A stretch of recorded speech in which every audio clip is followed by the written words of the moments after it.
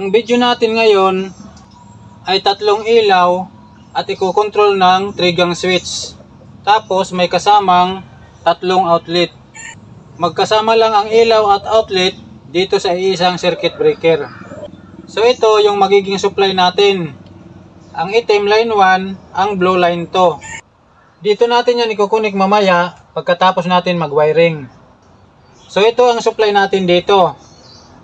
Line 1, line 2. Ang line 2, dito natin yan i-connect sa line 2 ng tatlong ilaw. Ito yan. Line 2 ng unang receptacle, line 2 ng pangalawang receptacle, line 2 ng pangatlong receptacle. Tapos isama natin itong isang line 2, supply ito para dito sa outlet. So magkasama itong apat na line 2.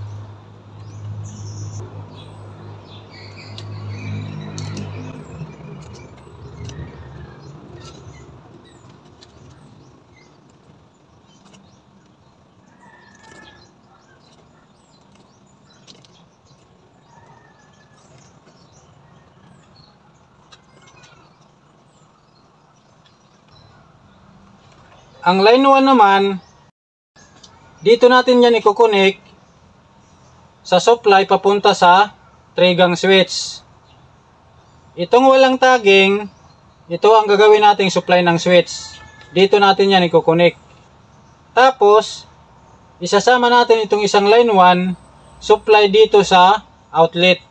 Para makumpleto ang supply dito, may line 2, may line 1. So dito natin yan ikukunik.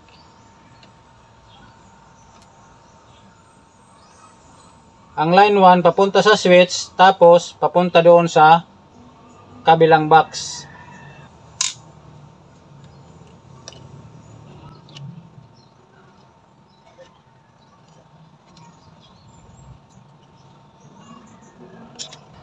Ang dulo naman itong supply ng switch, ito yan. Dito na natin yan ikukunik sa 3-gang switch. Ito ang 3-gang switch. Nilagyan ko na ito ng jumper. Dito natin ikukunik ang supply dito sa may jumper. Ayan. Off position yan. Dito yan. Ito ang on position, yung may label dyan na bilog. So ang supply ng switch dito nakakunik sa may jumper. Ito namang may isang tagging na wire. Ito ang magiging return ng switch number 1. So dito natin yan ikukunik. Ayan, switch number 1. Itong may tagging na dalawa, ayan, dito naman natin ikukunik sa switch number 2. Ito ang magiging return ng switch number 2. Ayan. Ito namang may tatlong tagging na wire, dito na yan sa switch number 3. So dito natin yan ikukunik. So ayan, may switch na tayo. Supply, tapos jumper. Return ng switch number 1, return ng switch number 2, return ng switch number 3. Ang dulo nitong switch number 1, ito may tagging na isa. Ito yan. Ayan, may tagging na isa. Dito natin yan ikukunik sa receptacle number 1. Ito yan. So ang wire nito, ito yan yung may tagging na isa. Papunta yan dito. Ayan. So dito natin ikukunik ang switch number 1. Ayan. Ito ang ikokontrol ng switch number 1.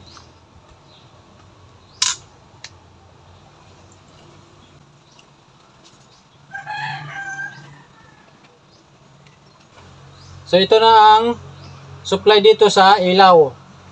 Receptacle nang ilalagay natin dito. Line 2, line 1. Ito naman ang receptacle natin.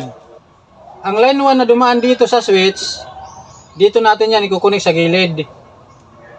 Ang line 2 naman na direct dito sa circuit breaker, line 2, doon natin yan ikukunik sa gitna. So itong line 2, dito yan sa gitna.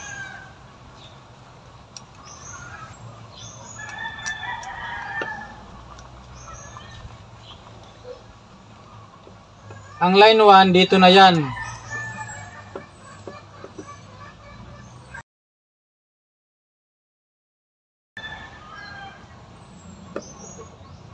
So may receptacle na tayo sa receptacle number 1. Ang nagko-control dito, itong switch number 1. Ito. So ito namang switch number 2, itong may tagging na dalawa, ang wire niyan, ito, may tagging na dalawa rin. Ito yan. Dito natin yan i-connect sa receptacle number 2 dito. Ang wire nito, ito yan, may tagging rin na dalawa. So dito natin yan i-connect. Ang i-control ng switch number 2, itong receptacle number 2.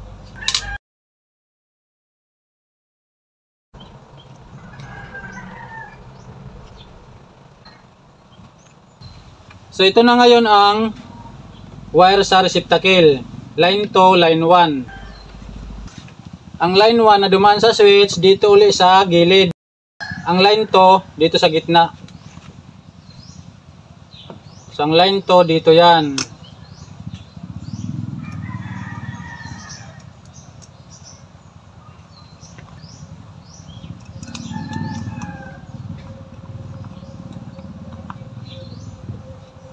Ang line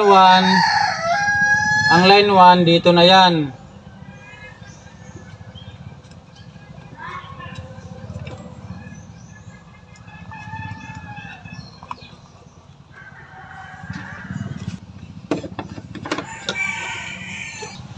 So itong switch number 3, ang dulo ng wire na ito yan. May tagging na 3, ayan.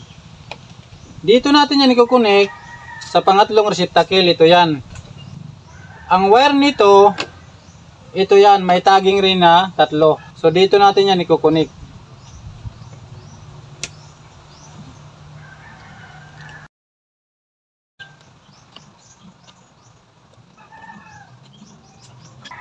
So ito na ngayon dito ang wire nya.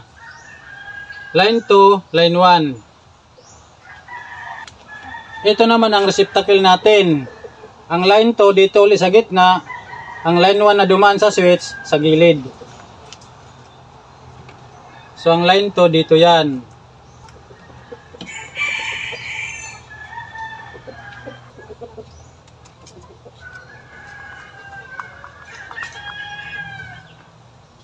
Ang line 1 dito na yan.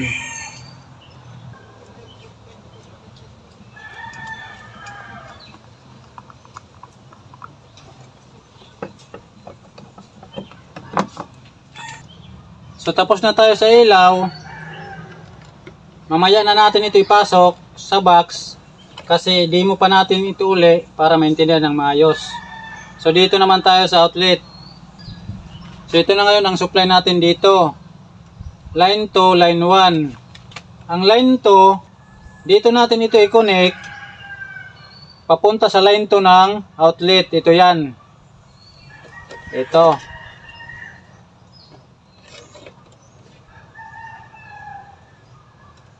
Tapos, isama natin itong line 2, supply papunta dito sa kabilang outlet. Ayan. So, magkasama itong tatlong line 2. Ang line 1 naman, dito rin natin yan i-connect sa line 1 papunta sa outlet. Ito yan. Tapos, kasama itong isang line 1, supply doon sa kabilang box ng outlet. Dito yan.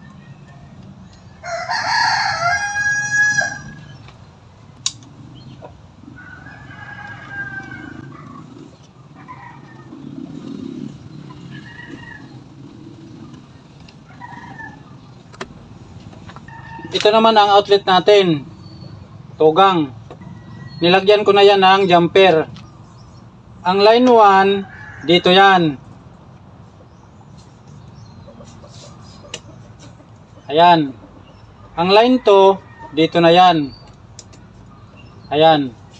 Dalawang terminal lang yan. Pwede yan magkabaliktad. Ito, dito malagay. dito naman malagay. Pwede rin yan dito. So doon naman tayo sa kabilang outlet. So ito na ang supply natin dito. Line 2, line 1. Ang line 1, dito natin uli i-connect papunta sa outlet. Line 2 para sa outlet dito at line 2 para sa outlet doon.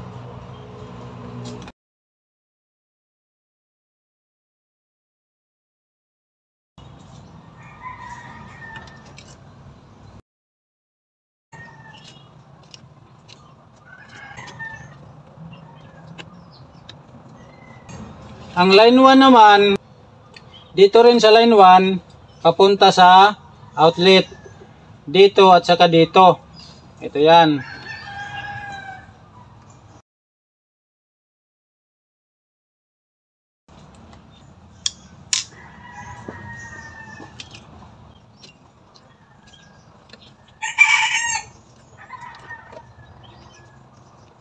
So tapos na tayo mag-tap sa junction box. Ito naman ang outlet natin, tugang din. Nilagyan ko na yan ng jumper. Ang line 1, dito natin i-connect yan.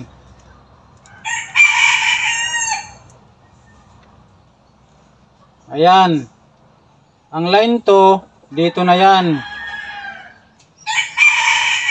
So ayan. Doon naman tayo sa isa. Ito rin ang outlet natin dito.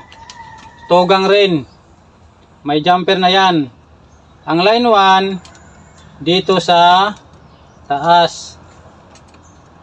Ang line 2 dito na yan.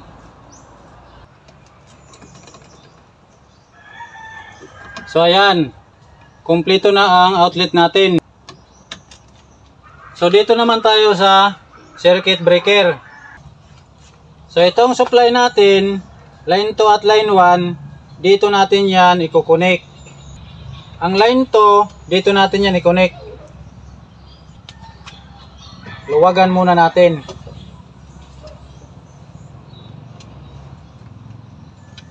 Dito yan.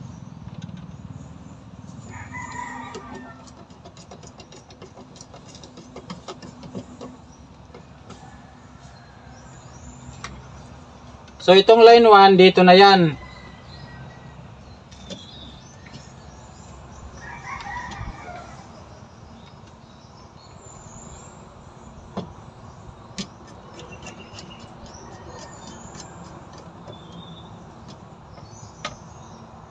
So nakakonek na yung supply natin. I-demo natin uli para mas lalong maintindihan. So galing circuit breaker, ito, may supply na tayo dito. Line 1, line 2. Ang wire natin, number 8. Dito yan sa line side. So dito sa load side, yung wire natin, number 12. Kasi magkasama ang outlet at saka ilaw. Number 12 yan lahat. Ang circuit breaker natin, 20 amperes.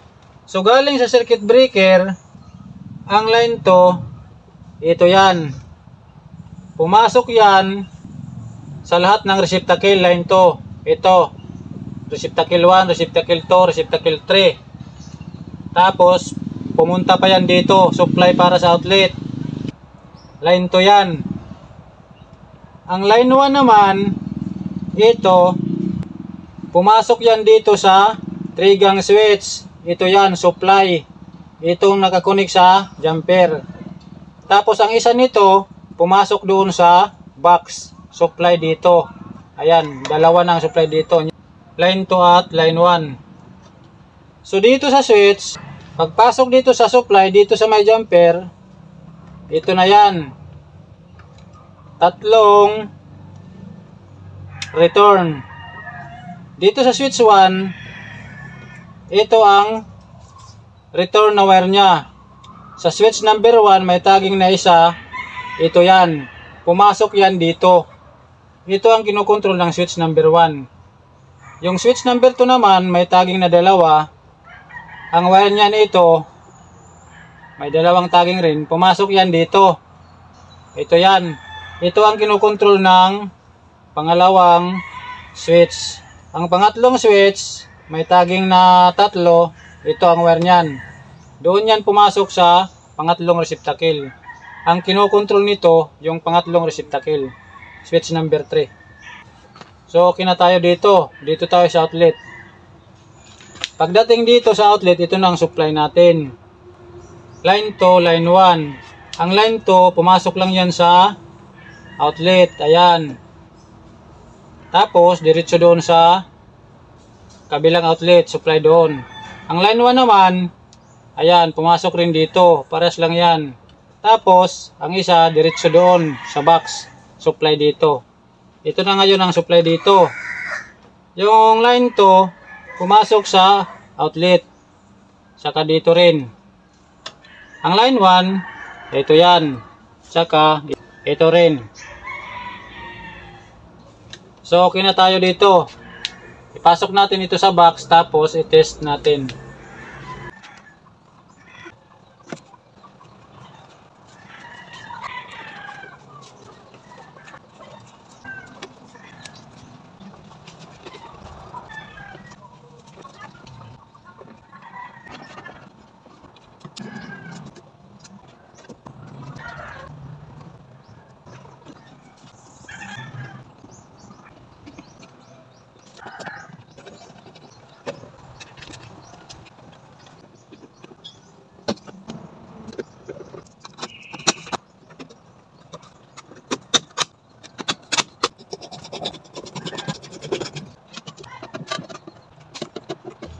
I-on natin ang circuit breaker. I-on natin ang switch.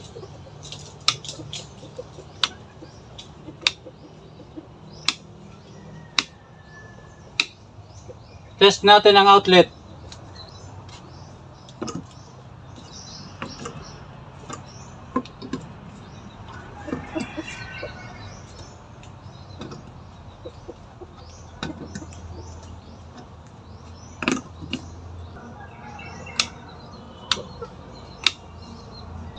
So, ganun lang kung paano mag-wiring ng ilaw at outlet na magkasama lang sa isang circuit breaker.